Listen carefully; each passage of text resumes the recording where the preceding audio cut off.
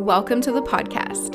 This show is entirely dedicated to the wisdom and the stories of people embracing their true and extraordinary nature, of overcoming, breaking through limits, tapping into universal wisdom, and hopefully inspiring you to do the same.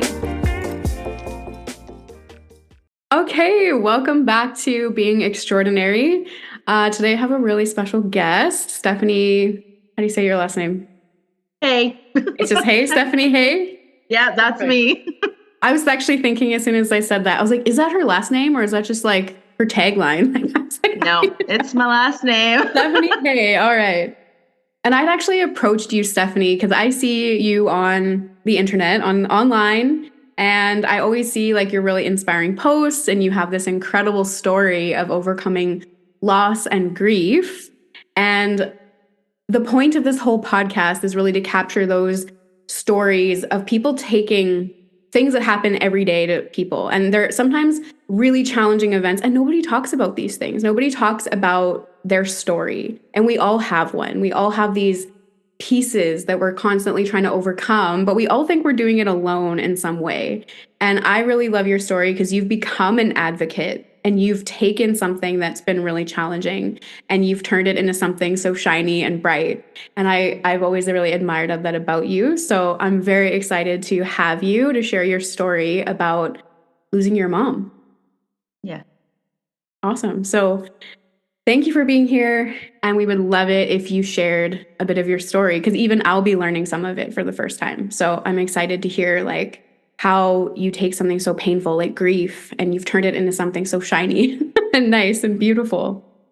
Absolutely. Yeah, grief and loss is such an awkward thing to talk about. No one ever knows what to even say when it comes to that topic. And even I've been going through it and I still don't know what to say because it is so touchy and it has so many emotions involved in it. But yeah, I'll backtrack to where my grief kind of all started.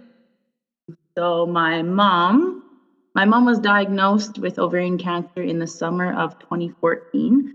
So I was 24 years old. She was 49. Too young to be diagnosed with such an awful cancer. Mm-hmm. And so I had actually I was living in Honduras doing missions work and ended up coming home early. And mom was off in Greece, living her best life, enjoying, and that's when she got sick, well, in Greece. So she came home and I happened to be home to pick her up from the airport. So right there, things kind of started aligning for me to be home.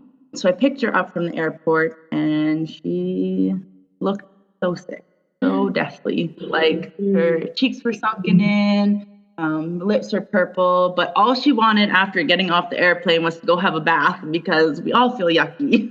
Yeah. I said, I'm sorry, Mom, but I got to take you to the hospital.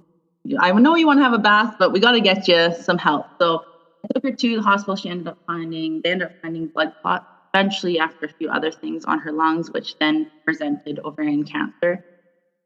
But this was the beginning of her journey with ovarian cancer. And originally the doctors told us that like to get her affairs in order, that there wasn't much time left. And I ended up actually having 4 more years with her, which is a huge, huge blessing. And there's so many times where I should have lost her. Like, even if you think she had blood clot on her lungs while flying across the world. And my knowledge of blood clots is that you can't fly with blood clots because of the pressure. That was the first of many miracles, which I'm incredibly thankful for, that I was able to have 4 extra years with my mom. And I mean, they weren't all easy years, but so I was 24 and I put my life on hold to be her primary caregiver, which I will never, ever, ever regret. In the moments of that, yeah, of course. And at the age of 24 is when you're supposed to be exploring, you're supposed to be finding yourself, the adventures, discovering new things. And I was stuck. In that moment, I felt stuck at home in Prince Albert, Saskatchewan, and not really being able to do it. Oh, yeah. It's not the most exciting place, that's for sure. No. After I've been traveling so much prior to that too, I was just itching to go on my next adventure. But can't remember who told me or if it was just an inner thought, someone saying like, these are years you'll never regret though, like caring for your mom, never, never, ever. And like after she passed away, I craved like just sitting on her bed at night and her telling me which medication she needed and like all those little things. So yeah, from the age of 24 to but I was 28 when she passed away. I was her caregiver, and she Wow. went through times of remission and then diagnosed again. And do you have like other family? Like, do you have siblings, or was it just you and your mom?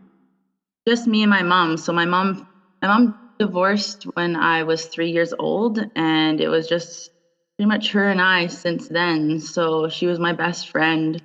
She was everything, man. Like growing up with a single mom, I never like as a young kid, you never appreciate a single mom. Like you don't understand the sacrifices that they make. But then as I got older, I was like, holy shit, like she sacrificed time, friendship, career opportunities, like so much for me. And I mean, I recognize that even more now that she's passed away. But yeah, she was I always called her a strong, badass mom because it's exactly what she was.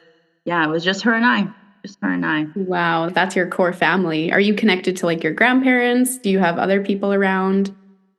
So when I was like 11, my grandpa passed away. And then actually before my mom passed away, my uncle passed away suddenly Mm. in December of 2017. And then my mom passed away in September 2018. And then my grandma actually passed away in February 2019. So it was 3 family members lost within, what is that, 14 months or something ridiculous. So my Wow. grief is kind of just like all intertwined And then together. having So to navigate that on your own because your support system is what you were kind of like losing through that death. Like, where did you turn? How did you process that? Like, how did you keep your head above water? it's a great question. Some days I'm not sure how, but when I lost my grandpa's so young, I had all my family. Then when I lost my uncle, I obviously had my mom to lean on. Then when I lost my mom, I had my grandma to lean on. But when I lost my grandma, that was like so hard. There's moments where you just want to pick up your phone and like call your person just to like process your day, all those things. But I guess it boils down to how my mom and my grandma had a hand in raising me as well. But they always taught me that no, we don't get to choose the cards we're dealt in life, but we get to choose how to play them. So Mm. obviously, I wouldn't choose all these cards of loss and grief, but they've raised me to have a level head and to always find joy, even in the midst of absolute shitstorm. But I think it boils down to that, but also having awesome friends and still an uncle and cousins and some aunties to lean on. But I think just having raised with a level head and being able to find, they call it the silver lining within chaos. So yeah, I give my mom and my grandma credit Do you for have any that. like But memories of, being younger and really allowing that lesson or that teaching from your mom or your grandmother to like sit with you? Because like I just imagine like, oh, our parents say a lot of things that are like, oh, you can't choose the cards, but you can choose how to play them, or the silver lining. Like there's a lot of these sayings. But I've noticed even in my own healing, like you can understand something as a concept, but it doesn't like hit you until you like experience it. So I'm just curious, like, was there ever a memory when you were a child where you could just see that teaching play out, where you were able to carry it in your heart, not just your mind, when you needed it as an adult? absolutely. I mean, well, my mom battled, I think, 3 times cancer, but my grandma was also a 4-time cancer survivor. And Wow. yeah, so cancer runs wild in my family. But I mean, with each cancer diagnosis, that's a shitty card to be dealt. But my grandma always was joyful in the midst of it. I mean, I had 2 strong women who were joyful in the midst of their battles, still choosing joy when you could just sit and be miserable. And I mean, yeah, of course, they had days where you're in the dumps and it's not fun, but still battling with such joy. So I had two physical examples of Mm. what that looked like. And I remember saying to my grandma one time, like, oh, I just wish I could have a hard heart for once. Like, I hate having a soft heart. And she's like, oh, but Steph, like, how miserable would life be if you always had a hard, bitter heart? And those words just, they stick with me. And even in the midst of battle, like having funny memories, like, I don't know, this one always sticks in my head is my grandma actually was living with my mom and I when she had esophageal cancer. So she couldn't swallow anything, like her own saliva, nothing. And so she was living with us and she had tube feeding. And so mom had brought the pole, the IV pole from upstairs, downstairs. And so mom shouted upstairs, hey, like, I have the pole down here. And then my little grandma, she came out the corner, she said, here's the dancer.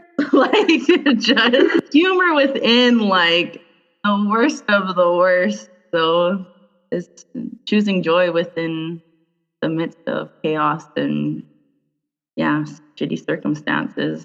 So they were my examples.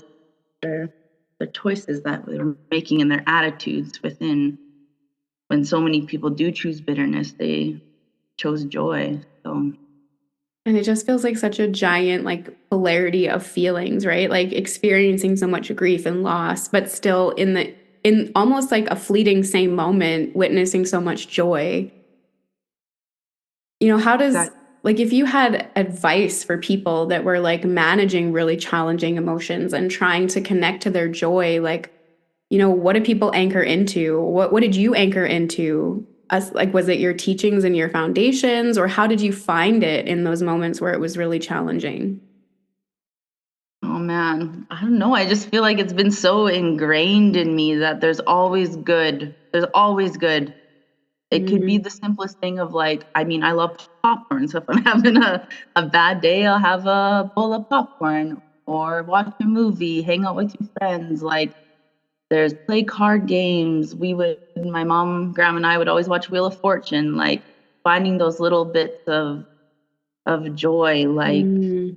there's no, there's always something good. Sometimes it's hard to see, but you gotta find it. Like who doesn't love ice cream? Like there's little things, but you just gotta search. Some days it's easier to find than others, but And when I hear you yeah, speak, like it really sounds like, you're listing the things that bring you joy. There's a part of you that's obviously in your body and really in the present moment and looking for what's really happening right now. And do you think like having this, I mean, it sounds like something that you were raised with, being in the moment, being here right now, because lots of times like to me, what I notice in the work that I do, lots of times those negative emotions, they actually exist in tomorrow. We're worried about tomorrow. We're worried about losing a family member. We're worried about bills. We're worried about this. It's like finding that peace is in the present moment.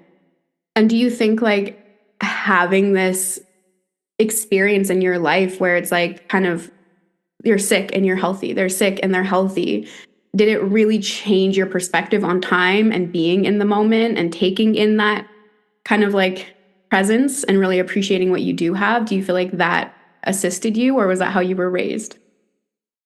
I mean, a little bit, but a little bit how I was raised, but also when you're a caregiver to someone who is dying in front of you, I mean, you're holding on to hope, but a big lesson my mom learned is like, wow, we worry about such little things when we literally don't know when our last day is. We don't know when our last moment is. So why are we so stressed about the most minuscule things? Like there's something going on with their phone bill one time and she had to call about something and the person on the other line was like, oh my goodness, I'm so sorry that all this is happening. And my mom's like, there's bigger fish to fry, like in this life we're living, like literally living every day like your last. It's such a generic saying, but like it's so true. We don't know when our last moment is. I could walk outside and a freak accident could happen. I could, like anything. And the same goes for being present with the people you love. Like I would give anything to have 5 more minutes with my mom, my grandma, the whole family together. Just need to cherish every single moment. Even the Mhm. fight, my relationship with my mom wasn't perfect, but I go for a good fight right now. It's Oh, so wow. And seeing life with that sort of almost like finality, like we don't know that when the next day is. Do you think that helps develop your character too? Like, does it make you more courageous or more spontaneous, or does it make you like, in my mind, I see you like loving deeply because you know that things are limited. Do you think it's almost turned into like a gift in a way? Like there was a gift, like that silver lining, something really negative has contributed to certain positive outlooks or certain positive attitudes or actions that you take that might be different than they were totally, before? totally. I think it's a curse, but I do love very deeply, and I would like the people that are in my life. I wouldn't want them to doubt for 1 second that they're not loved. Like, man, I just want everyone to feel loved and appreciated and to feel joy in life. Like, I love so deeply. Like, you cross my path, you're loved. And I mean, that's a character that was very much in my mom as well, characteristic. But yeah, definitely when you've experienced such loss, you cherish every single moment and every single person that is part of your life because you don't know when your last moment will be with them. So, It's so interesting because, like, again, it's kind of a cliche, but there's only two things for certain. If you're here right now, you were born, you're alive, and you're for sure going to die one day, and yeah. everything else in the middle, it's like you get to color in how you want to color it. But we spend so much time worried about those little things, like you said. And it's like, what would we do as a species if we actually realized how limited our time is? Like, I think about the things that even I'm like, oh, I'll get there one day, or oh, I'll have the courage one day. And it's like, well, do you really have one day? Or is it something worth taking a chance on now? Well, exactly. Today needs to be our one day, essentially. Yeah. As tomorrow's not guaranteed, so need to live in the now. And I'm curious if you have any like stories about like if you're living for that present moment, living for the now, and it sounds to me like you're living really fully in the now. Have you ever like taken a chance on something or shoot your shot and you're like, I don't know how this is gonna work out. I don't know how it's gonna happen, but like I need to seize this moment, like that carpe diem thing, like live right now and go for it. Um, For do sure. you have any stories like that? And did anything ever work out in like some sort of weird, miraculous way? Well, I mean, even like, so after my mom passed away, people told me, like, don't rush into work, take your time, grieve. I think was off work for 2 weeks and then I went back and then lost grandma a couple months later and still continued to work. But it reached a point where I was like, I literally can't grieve within a 9 to 5 schedule. I can't. Like, Hmm. it's near impossible. I felt myself starting to like numb my emotions. So thankfully, I was able to quit my 9 to 5 job. That was 5 years ago, and I haven't had a full-time job since. So in society standards, that's a huge risk. I'd rather have my mom than my inheritance, but within the midst of my grief, I'm thankful I could take that leap and not work a 9 to 5 full-time job. And that leap of putting that allowed me to grieve as the emotions came, which has been a huge blessing, which then led me to starting a little, well, it's turned big, but a fundraising business called now Little Miss Sean Shine. My mom's name was Sean. So it led me to be able to do that, which also led me to teaching spin, which never, ever, ever would have been something I imagined. So taking a leap of quitting a job which society would deem crazy has led me to actually be able to live a full life, what I feel is full at this moment. So yeah, that would be my thing. Wow. I have like so many so many questions. I'm like, where do I go next? I do want to talk about your fundraiser, and I want to talk about that because that's actually how I I found you through Spin because you teach at the Yes. studio that I go to. But that's how I was like, oh, that's where I knew you had this story that was like really Mhm. powerful to tell. So I do want to backtrack to that. Absolutely. But it's just like funny how the universe or like God or whatever creator, like whatever you want to call it, like when we choose something that's actually for our greatest good, to grieve, to process emotions, to find meaning, to find purpose, to find our calling, there's always a way that it happens, and it never ever seems to be like logical.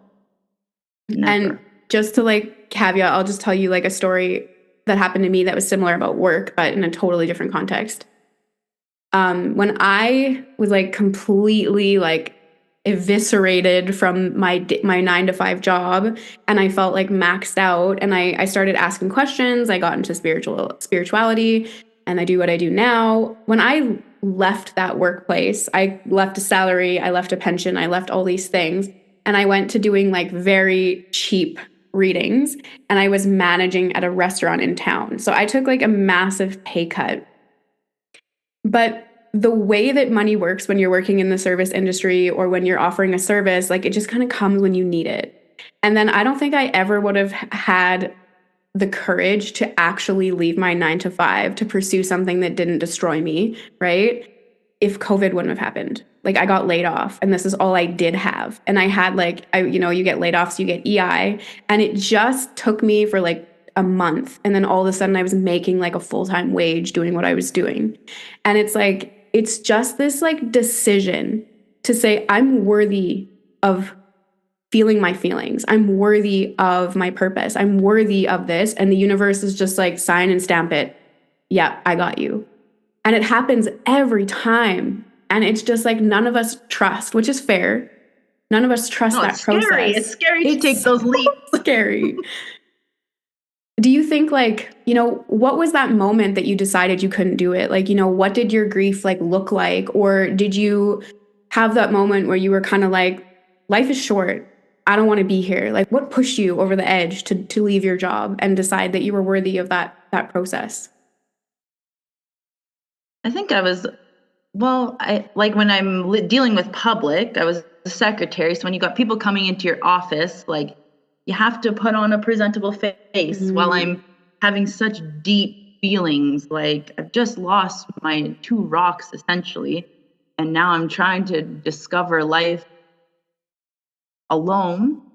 Like it's just me now as my family. And And so how so old were you when she passed away? Were you 28? I was 20, I was 28. I don't know what, I can't math right now. Yeah, I don't know. 28, 27, 20, say 28. And so I would have been 28. 28. And then just for people listening, so you said you gave up like most of your life to be your mother's primary caregiver. So just for like the record, you would have been single and you don't have children, right? And you Correct. lost your 2 biggest family members. So when you really Yes. lost them, like that was like that's a scary Feeling like feeling. an orphan. I feel like an orphan. I was just thinking that. I was like, that is something that I don't think people even think of in their worst nightmare. Like that is a scary feeling to be alone in a big scary Very. world. Like Yeah, I don't have a sibling to lean on. I don't have another parent. Like my father is still alive, but like it's not part of my life. But thankfully, I have a man I've adopted as my own dad who has really been there for me. So I'd consider him my family, but like biologically, feels like I'm a little orphan over here trying to navigate life. But yeah, I couldn't grieve in a 9 to 5 and was tired of boxing up my emotions. So that's when I think I really want to deal with my grief rather than just boxing it up and shoving it under the rug. Like, just and what no. did dealing with your grief look like? Because I truly believe that we're only now scratching the surface of what it looks like to actually process painful emotions. And that you only find that if you're looking for it. Like I find the general public doesn't process emotions or tries to out logic them, and it just doesn't work. So I'm really curious, like even for my own sake, because I'm just now realizing that emotions are a valuable part of being a human. So I would actually love to hear like what did processing those really challenging emotions look like? I think it's just being aware of what I'm feeling. Like the smallest things can trigger your grief, and it'll be things that you never would imagine. I remember one of the first things, this is kind of disgusting, but my mom would always get bloody noses. And so there'd be Kleenexes in the garbage and, with a little blood on them. And then I had a friend come over after she had passed away, and my friend got a bloody nose and threw out her Kleenex. And I didn't think anything of it until I opened the garbage can and saw a bloody Kleenex in the garbage. And I burst into tears. Like, such little things like can trigger those moments. I think it's just being aware. Like, the moment I felt like crying, I was like, whoa, what is this? Why am I feeling this once I saw this Kleenex? And then kind of backtracked, oh, it's because mom. And then, just being aware of what you're feeling. And it's okay to be sad over silly, weird things. Like, grief has no rhyme or reason. There's no tick boxes. There's no timeline. It's a big bowl of spaghetti that you just gotta try and like follow through, like wherever it's kind of leading you. Like, I remember feeling at one point, I felt like anger, but like joy at the exact same time. Like, emotions are emotions and they're okay. And your grief looks different for every single person. But I think it's just being aware of each feeling and kind of taking time to step back and like, okay, why? Asking the why am I feeling this? And then you need to cry, let the tears flow. If you need to laugh because of memory, then you laugh. Like, just try and feel what you feel, not that's just huge. put it away. That's so huge. I mean, how many of us, like, just thinking of myself and even like my immediate family, like how many of us, I do this still. Like, I'll feel like I want to cry. I don't know why. It's triggered by nothing. And I will literally choke it back and be like, this doesn't make sense.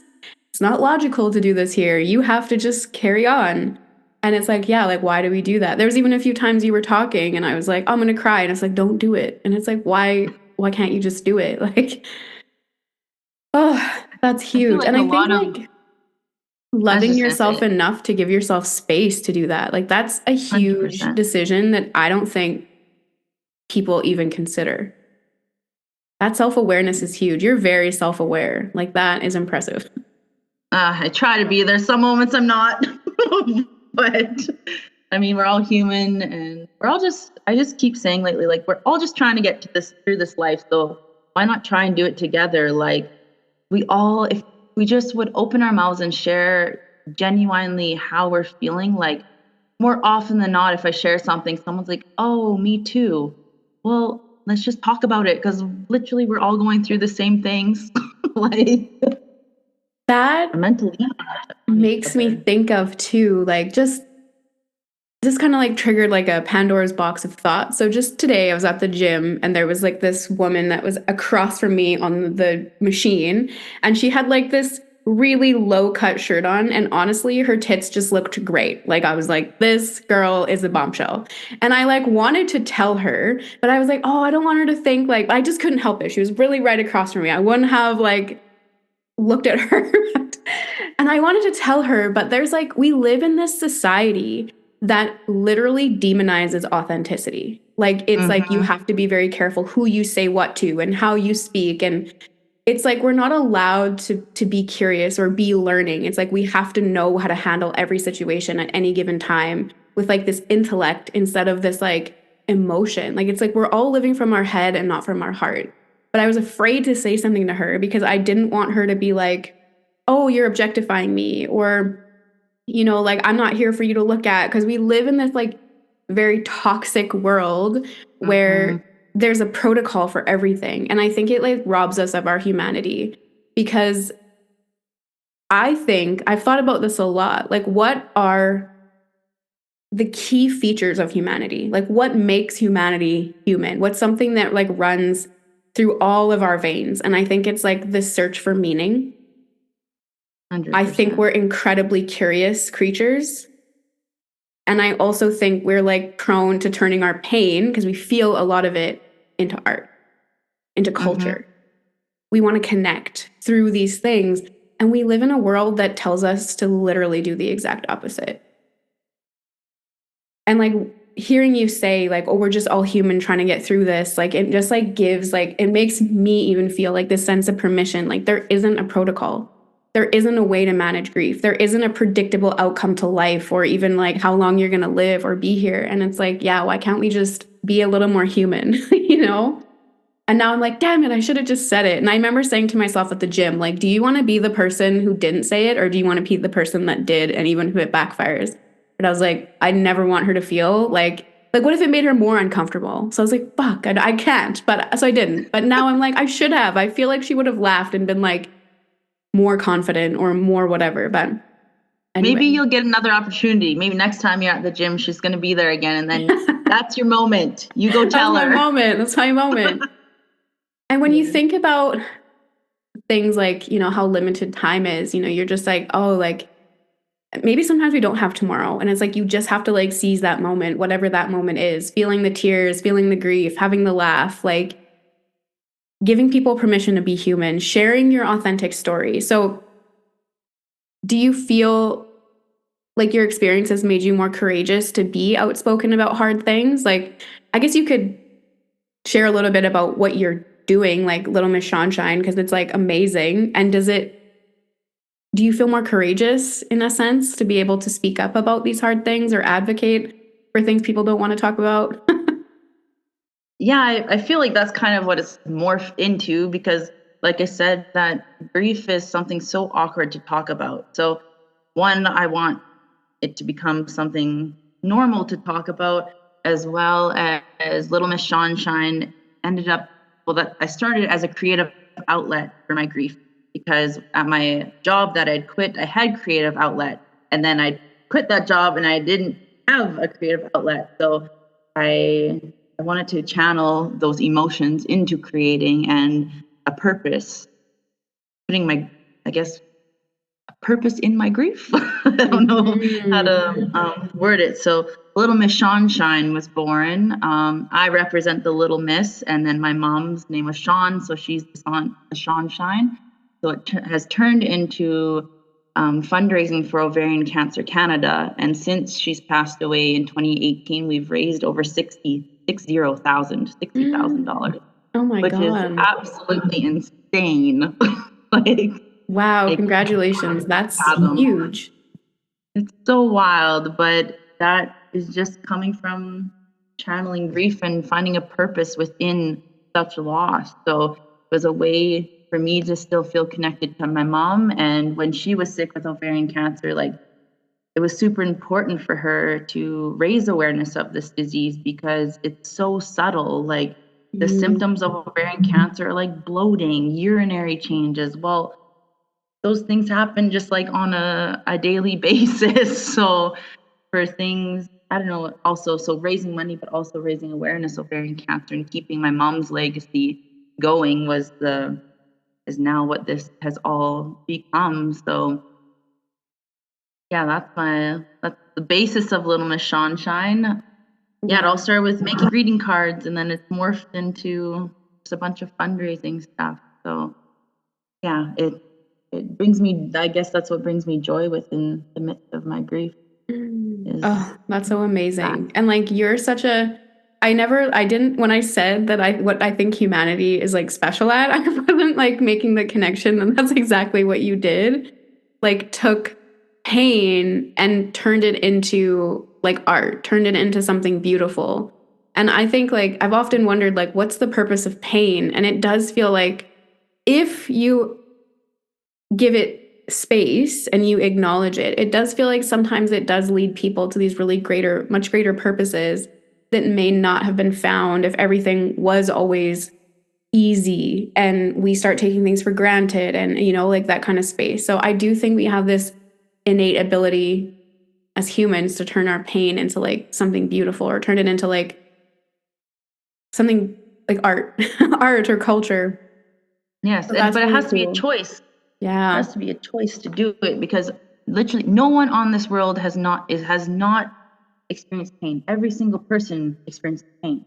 And if you don't, I guess you're the blessed one, but every single person does. So we all have a choice. And I think it comes down to also talking about it. We have such a fear. You talked about authenticity. That's what we crave as humans, is authenticity.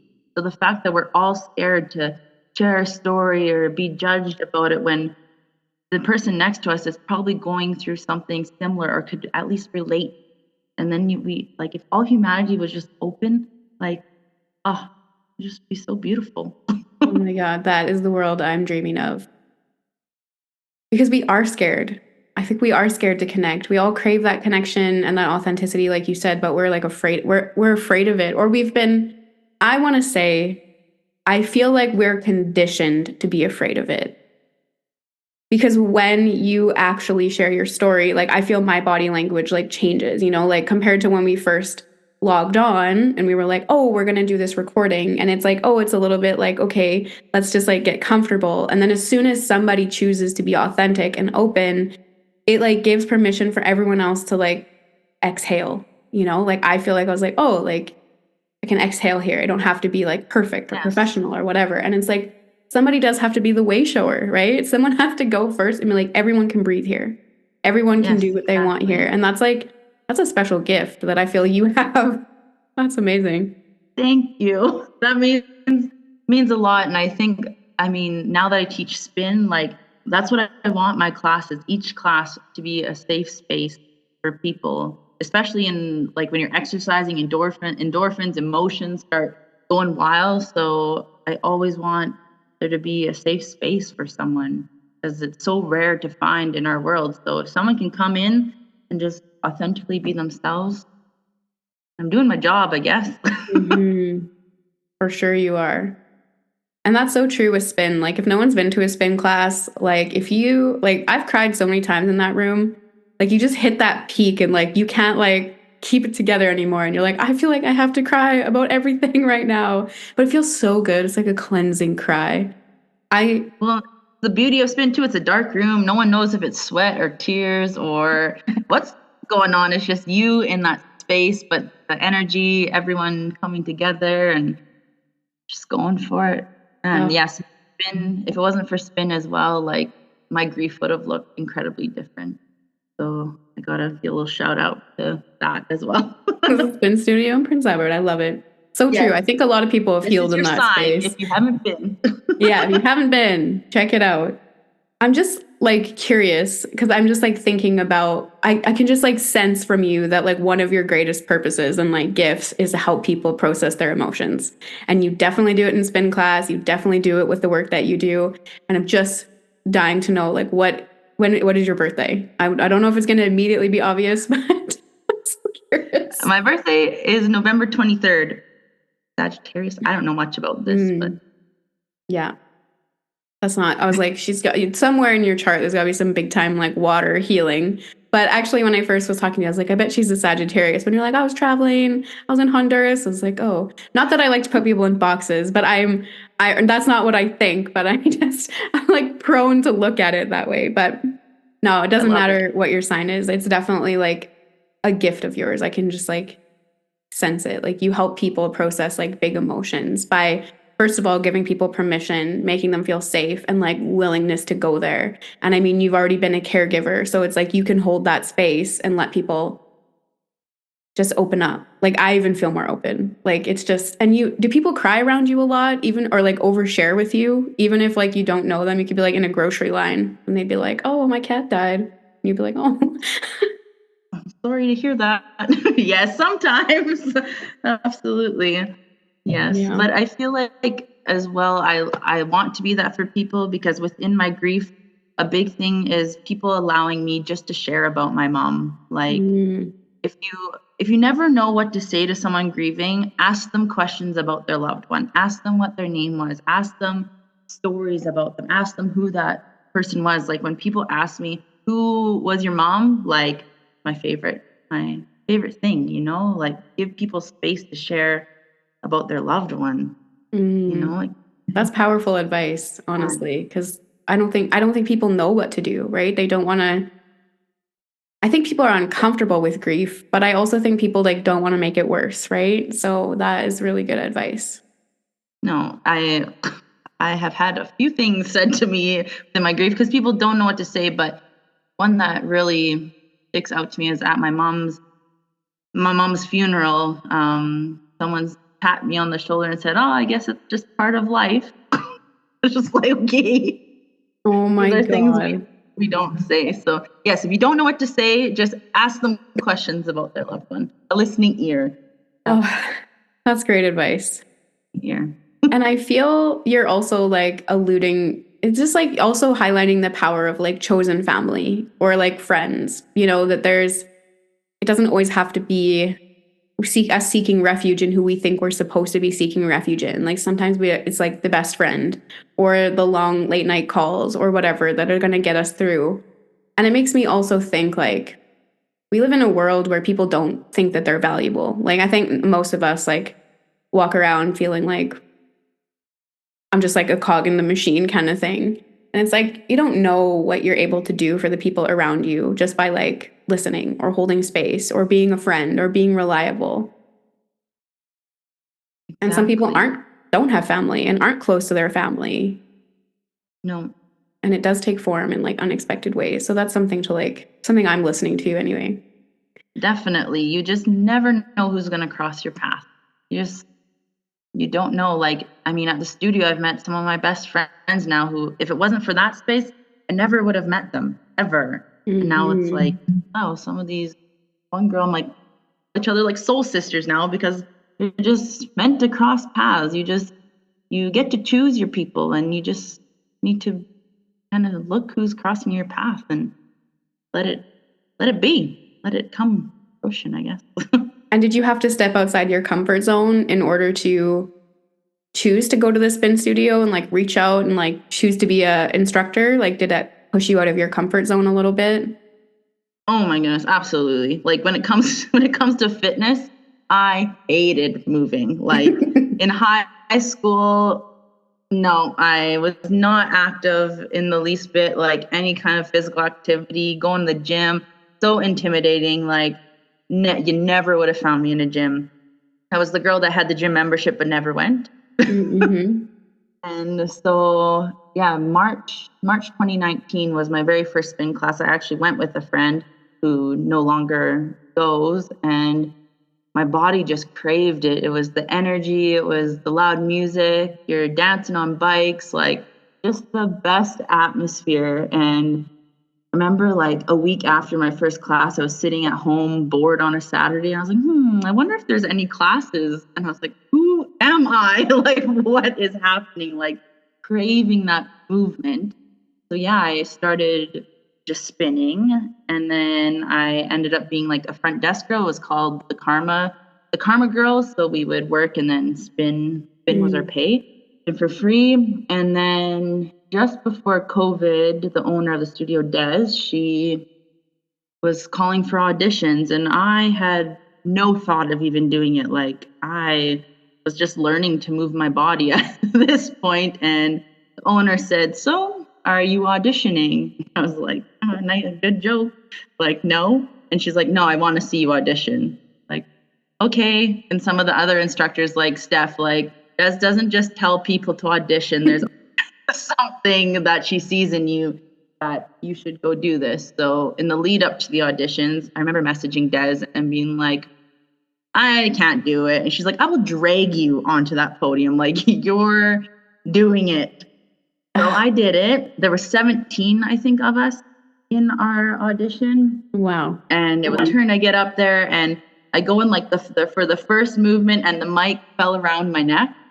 I was like, oh my goodness, like now I was like, well, I guess I'm just shouting without a mic and like continued my audition without a microphone. That's hard. I got one of those positions and I can't imagine my life without teaching spin now. Like it is such an honor and privilege to, like you said, create space where people can come in and just be like yeah, if it wasn't for spin, like that's where I've been able to process my emotions. Like I'm having a shitty day and I go clip in and I feel so different after that 35 45 minute class. Like endorphins are an incredible healing thing. Mm. Yeah, I'm just so honored to now be on that podium. And I guess that was courageous of me to get up there. But I guess if I never took that leap, then I wouldn't know. And now I always say, what did I do before Spin? Like I can't remember my life before it almost, So I'm very, very thankful. Wow. That is amazing. Des is such a great human. I interview her in a different episode. I'll link it below because I don't remember what episode it is, but oh, that's amazing. And you even said something, and the way that the words like flowed together, I thought you were like, oh, endorphins are a great way for emotion. And all I heard was like emotion, like to process emotions. Maybe we I've actually need to actually like, read a quote about that. oh, do you remember it? Yes. Okay, great. Nope, but I should try and find it and send it to you. But it was essentially that concept that your emotions are supposed to be in motion, like they're there to process and to move and not just stay stagnant. Yeah, that feels true to me. Mm-hmm. Yeah, I remember when I first read it, I was like, whoa, like mind blowing that, wow, it's literally right in the word. Yeah. Emotion. Mm-hmm. And like, yeah, it makes me think of so many things. Like, it's like, okay, well, emotions, I suppose they probably like come from, I'm thinking of like fear. So, for example, it's like you feel fear and then you go into like your endocrine system like kicks up and it's like adrenaline. You need to fight or you need to get the heck out of there. And it's like meant like, is that the way we're designed where you feel an emotion and your endocrine system does activate to get you to deal with the situation? Like it makes me think like it's actually meant, this is how it's meant to be, like to make you move. So maybe if you're someone dealing with grief, like how can you move your body, or dealing with any type of emotion, how can you move your body in a way that feels good, right? Okay, so like lots of people walking out in nature. Yeah. It doesn't need to be a spin bike. It can be, that's where it is for me. But yeah, even just biking out on the trail, walking. There's so many things, but you got to find the thing that you love. Like, don't just move to move. Like, find something that actually like ignites your soul. It looks And I feel different. like also like don't be afraid to try different things because you never know like where it's going to lead you. Like look what you got, more family, more friends out of it, and it's like you never know what you're going to find on the other side of discomfort maybe, or fear. Absolutely. Oh, Absolutely. that's awesome. Okay, so if people want to check out the work that you're doing, how can they find you? They can find me on Instagram, Little Miss Shine, spelled SHAUN and then shine. All right, I'll put it in the link below so people can just click on it, hopefully. Yes, or you can follow my personal Instagram. It's linked through my Little Miss Shine. I can't remember what my username is. But yeah, Instagram is like the main way. But yeah, especially now, like the Walk of Hope is in September. So that's kind of my big push for fundraising. So I'm aiming for, I think I set the goal at $7,000 this year. So wow. And the Walk of Hope, is that in Prince Albert?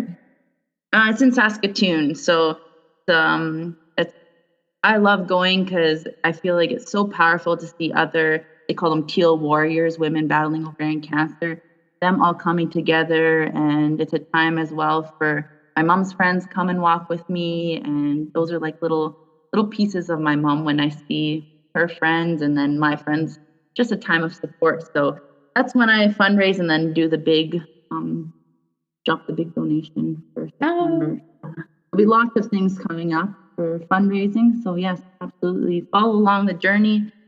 And yeah. All right. And if they want to catch you in a spin class, I'll link the studio in Prince Albert below. Yeah. And yeah, I'm all over the map with that. So you can check the schedule. Yes, check the schedule. Yes. Awesome. Well, thank you so much for being here. Do you have any final words of wisdom for anyone battling or dealing with anything as heavy as grief or loss?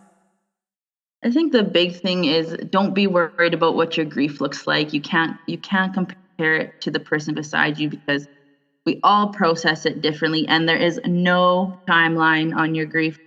It'll be 6 years in September since my mom passed away, and like there's moments where the emotion still feels like it was yesterday when I lost her. So there's literally no timeline, there's no checklist, unfortunately, but you just take the emotions as you come, and yeah, don't worry about what your grief looks like is the main thing. I love that. Well, thank you so much. I really Thanks for having appreciated me. this, and it was such a joy to connect with you. And I will put all of Steph, your info in the comments. And yeah, I really appreciate it. Yes, thank you for having me.